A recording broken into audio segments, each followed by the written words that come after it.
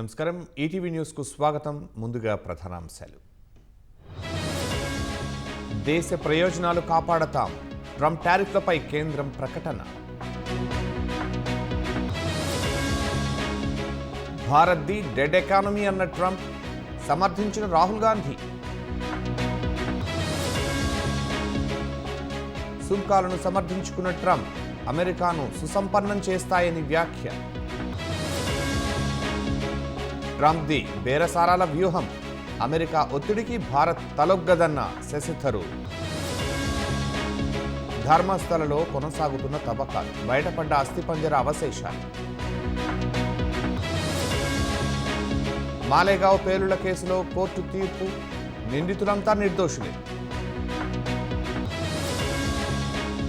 ఉపరాష్ట్రపతి ఎన్నికకు electoral college జాబితా త్వరలోనే ప్రకటిస్తామన్న ఈసీ.